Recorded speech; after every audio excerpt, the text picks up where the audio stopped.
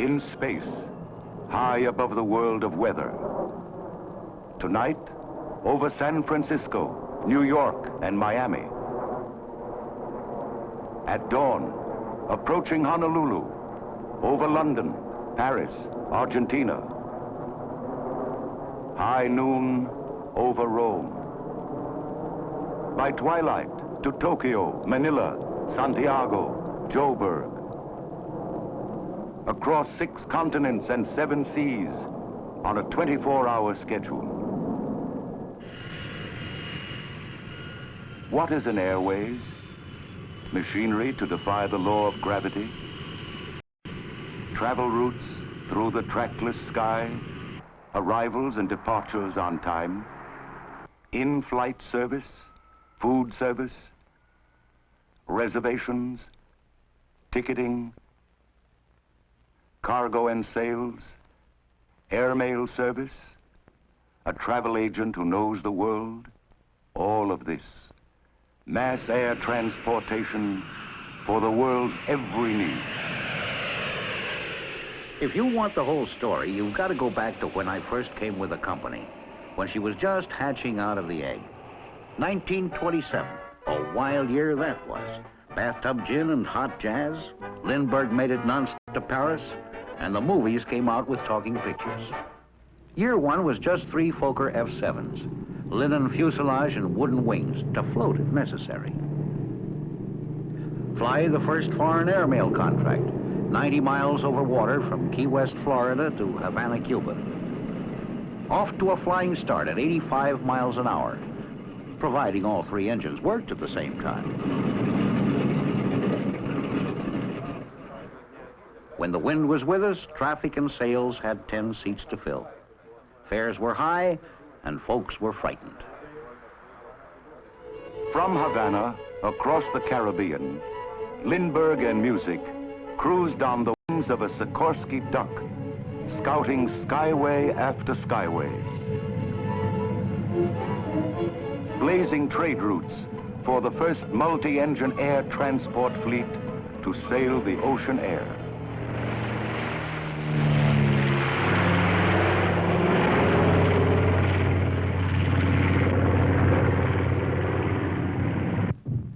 The ground floor, that's our job.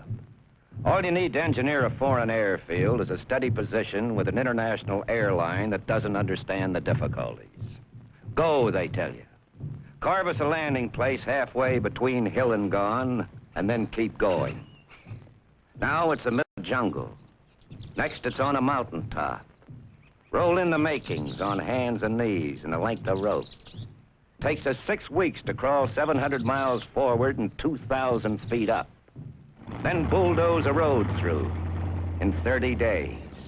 Put in a method of supply. Another month shot. Dynamite. Mine the hills of gypsum. Start your own cement factory. Make bricks, too, and carts to carry the bricks. Build, repair depot, hangars, hotel. Set up a weather bureau. Communications. And you have plenty of time. 6 months. Finished product. Through the courtesy of characters who smelled wetness and heat, swatted mosquitoes and shivered with malaria, pushed underbrush and overgrowth, swam rivers without bridges, 'cause we wanted to fly. A new kind of merchant marine, flying the American flag, sailing by instrument to ports wherever land meets sky. Ride the radio beam, Miami to Nassau, San Juan by Dida out of Havana, Santiago, Port-au-Prince, and Santo Domingo. A week later, Port Spain, Trinidad, Paramaribo, then Cristobal and Belize, Mexico through Tampico and on to Guatemala. Then Santiago via Guayaquil, Lima and Antofagasta, Buenos Aires, Montevideo and Curacao, through Cartagena and Barranquilla, Haiti, Panama, Brazil, Peru, Chile, and then the Argentine. These places, of the magic names, to stir the soul of a dreamer and quicken the pulse of the businessman.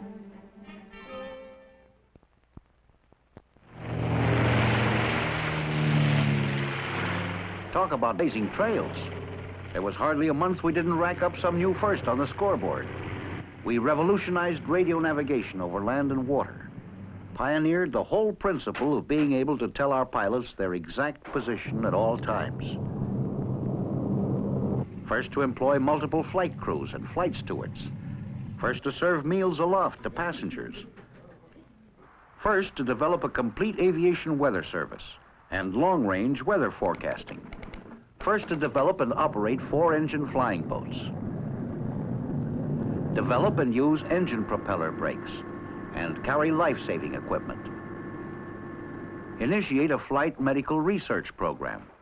And though we sometimes had to fly in the face of seasonal hurricanes, snowstorms above the Andes, service was more than 99% perfect. An old salt once said, "Mates, when you've crossed your first ocean, the rest are duck soup." But he wasn't talking about flying over like a duck, and not the widest, hottest plate of soup on earth. The Pacific has the world's widest collection of wind, rough water, and weather. Everyone always complains about the weather. Well, PAA can't change it, but we sure can tell you what it's going to be. Before we're through, there won't be a place on this planet where we haven't plotted the storms, mapped the sky winds, charted sunrise and moonset, and taken the little old temperature. Here in Alameda, California, by the shore of the Pacific, 7 men in a Martin 130 are scheduled to make the longest overwater flight ever dreamed of by any airline. And what a crew! 5 of the 7 are transport pilots, 3 are registered aeronautical engineers, 2 are master mariners, 2 others have navigation papers. Their training will give you some idea of the preparation behind America's conquest of an ocean. China Clipper, Captain Music, stand by for station reports. San Francisco calling. Come in, all stations. PAA Ocean Air Base number 1, Honolulu, Hawaii. Standing by for orders. PAA Mid-Ocean Air Base number 2, Midway Island, standing by for orders. PAA Trans-Pacific Air Base number 3, Wake Island, standing by for orders. PAA Mid-Ocean Air Base number 4, Guam, standing by for orders. PAA Trans-Pacific Air Terminal, Manila, Commonwealth of the Philippines. Ready and standing by, sir. China Clipper, you have your sailing orders. Cast off and depart.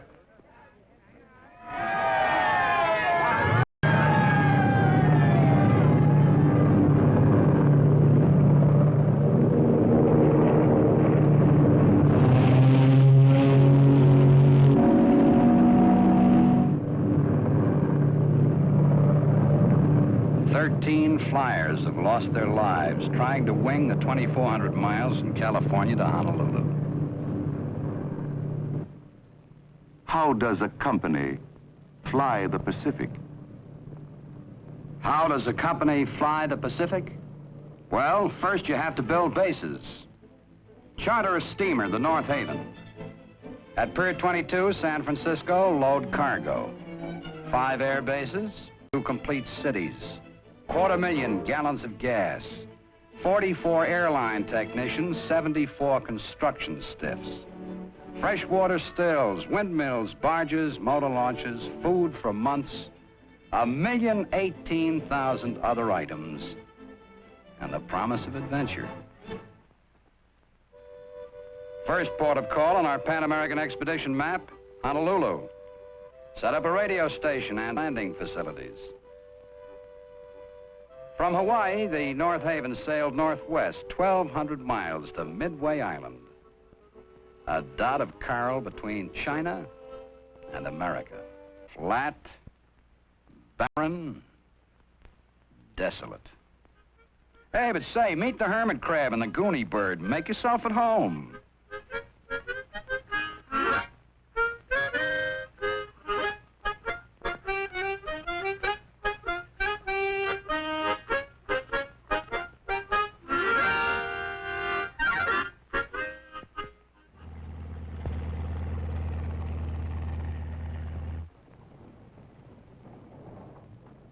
When the North Haven steams away, Midway has a hotel with hot and cold running water and the whole works for a port of call.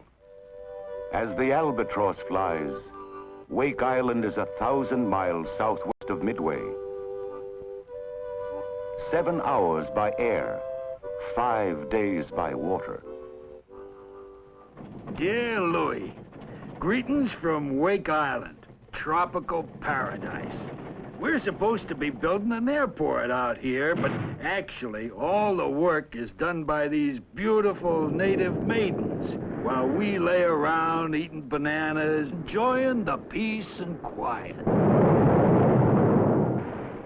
The North Haven sailed on for Guam and Manila.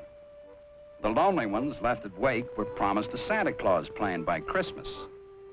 With each man allowed 30 pounds of presents, 4 pooled their gift weight and hopefully ordered a 120-pound blonde. Yes, the Santa Claus clipper landed at Wake Island Christmas Eve, but there wasn't a blonde stateside who believed we could fly across the Pacific. Oh.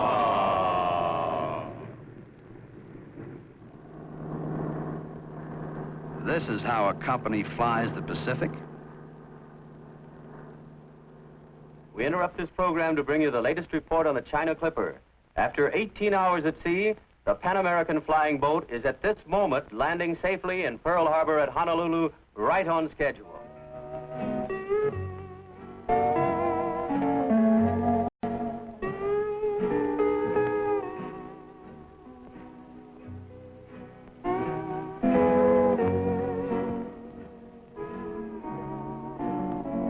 One great step forward, 5 to go.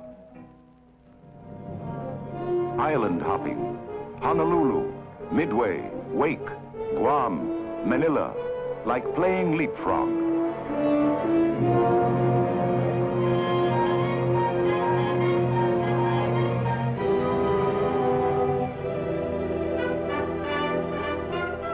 And China makes 6.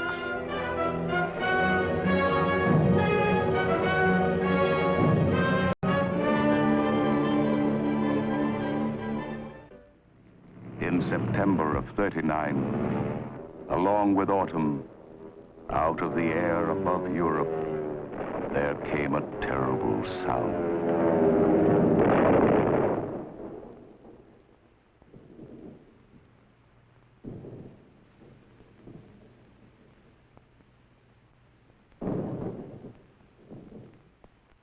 On May 20th, 4 months before, in Washington, D.C., the Civil Aeronautics Administration had issued a certificate of public convenience and necessity to Pan American Airways.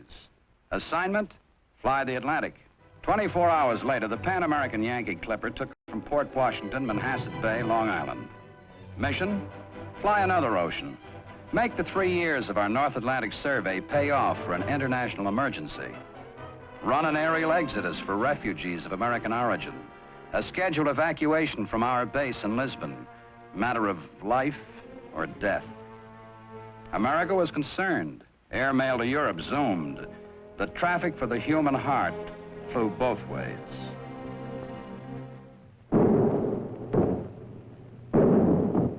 December 7th, 1941. Pearl Harbor, Honolulu. Wake, Midway, Guam, Manila, in the same flames. In that splitting second, PAA at Pearl Harbor was on the radio beam with a code phrase for a plan of action. Plan A, signed by Tripp. Plan A, signed by Tripp. Plan A, signed by Tripp. Pick up anything you can, but don't send anything. Enemy planes are still out there. We've got to get away from here fast. Change course. Instead of Pearl, Hilo tonight. Tomorrow, San Francisco. We're at war, fellas.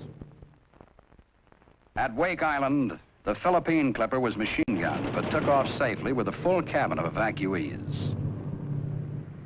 The Hong Kong Clipper took a direct hit at her dock in Hong Kong. Sunk. The Pacific Clipper escaped into the clouds off Auckland, New Zealand.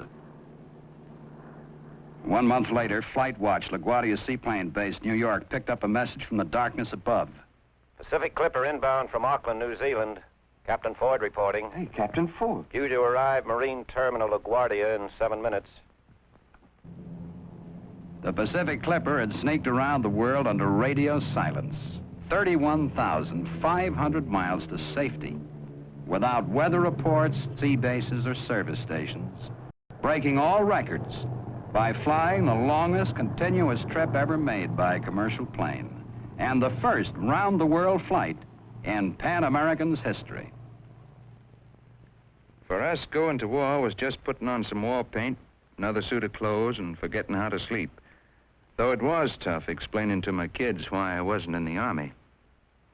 They called us the second line of defense. We transported, imported, exported, and reported for ATC and NATS around the alarm clock from 2400 to 2400. And my draft board kept sending me greetings. We ferried bombers for the Army, ferried a battlefield FOB, and served as a squadron in the Navy on the QT. Enemy fighters, 12 o'clock high. We ran the African Safario, the Pentagon to the Nile and return, the Cannonball to Calcutta, cargo to the Belgian Congo, 102 in the shade. High above the Irrawaddy, over the barrier peaks of Arakan Yoma. Our fuel consumption savvy and techniques like how goes it and point of no return all became precious SOP for all air services. And our flight routes, top secrets. Guard them with your life, because it is your life. Back home, my mother got the idea from my letters that we were flying to just one place, called Censored. Hey, ever build a hush-hush air base with 70,000 people in on the secret? You clear everything through the Army, Navy, Security Control, Customs, and the FBI. And then learn how to curse K rations gracefully in a couple of languages. Our PAA Air Sea Rescue Squads had a field day and night. Find them, keep them floating. Boy, we were so busy I never even had a chance to miss Texas. That is Brownsville. But it felt good to be carrying passengers again. A lot of Texans, too. To fool the enemy, Boogie Woogie was broadcast on our direction beam.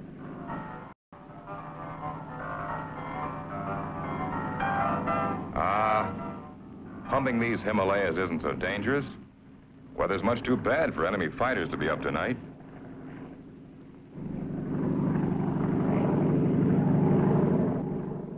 My boss flew a Pan American desk all through the war, and we piled up enough overtime in 4 years for a PAA 25-year pin. From priorities alone, we got combat paperwork fatigue. Don't know if we helped win the war, but we were all in there trying. 1946, 47, 48, 49, 50, 51. More experience, more new horizons. Each year bigger than the one before. Ocean crossings? By the thousands. Passengers? By the million.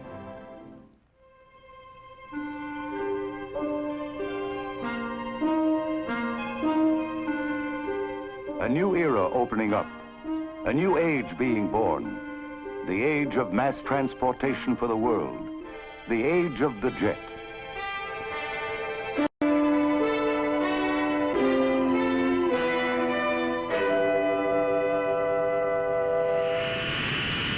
We'd had a date coming with this baby for a long time. We didn't just stand around waiting for her.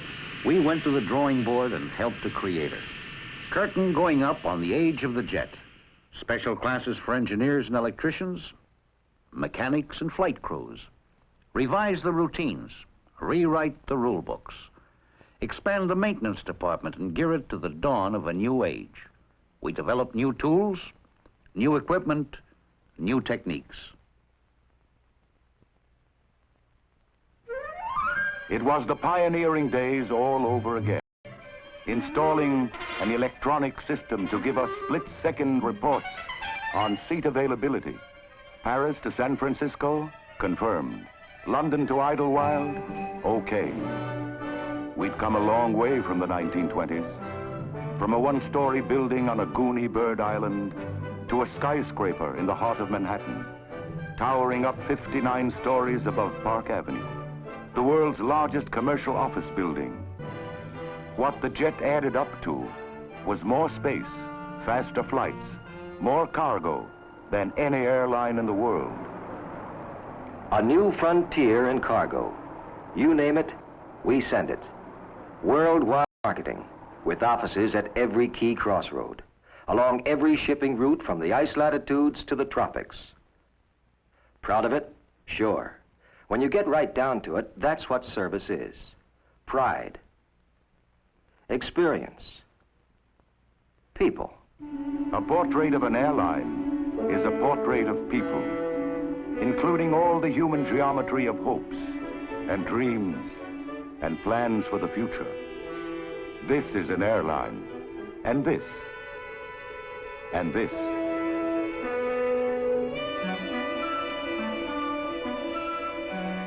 Across the arc of the continents, man reaches out to man.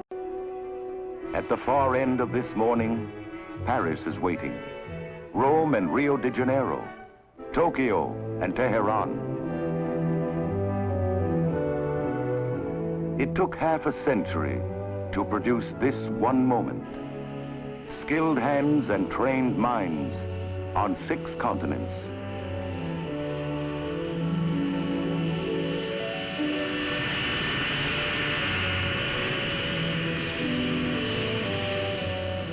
The key turns in the lock. The great door swings open.